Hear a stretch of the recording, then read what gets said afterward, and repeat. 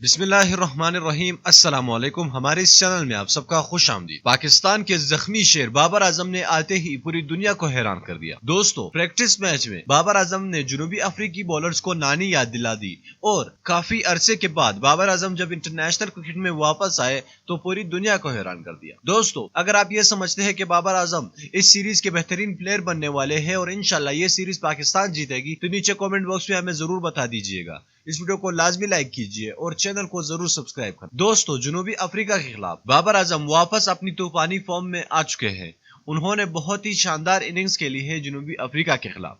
दरअसल ये कोई इंटरनेशनल मैच नहीं था, लेकिन पाकिस्तान वर्सेस जनूबी अफ्रीका की टीमों के दरमियान एक प्रैक्टिस मैच हुआ जिसमें बाबर आजम ने इंतहाई अच्छी बल्लेबाजी। ताहम ये प्रैक्टिस मैच था, लेकिन इसमें जनूबी अफ्रीका के टॉप बॉलरों ने हिस्सा लिया और उन्होंने पाकिस्तानियों के खिलाफ खूब अच्छी कारकर्दगी दिखाई। लेकिन जब बाबर आजम क्रीज पर आए तो सबके पाव कपकपाने लगे और बाबर आजम ने चौकों और छक्कों की बरसात कर दी जनूबी अफ्रीका बॉलर्स के खिलाफ। बाबर आजम ने इंतहाई अच्छी इनिंग्स पेश की और ये इनिंग्स इस बात का सबूत है कि बाबर आजम मुकम्मल तौर पर फिट है और इंशाल्लाह पाकिस्तान को ये दोनों सीरीज जितवाएंगे, क्योंकि ये एक तरह से होम सीरीज है। और दूसरी जानिब पाकिस्तान न्यूजीलैंड से एक शर्मनाक शिकस्त खाने के बाद आ रहा है ताजा। अब पाकिस्तान का दाग और पाकिस्तान पर जो दाग लगा है हारने का, उनको भी बाबर आजम को उतारना ही पड़ेगा। इसके अलावा बाबर आजम के पास कोई और ऑप्शन ही नहीं है। दोस्तों, बाबर आजम तो काफी ज्यादा फिट लग रहे थे और काफी फॉर्म में लग रहे थे। अब देखना यह होगा कि बाबर आजम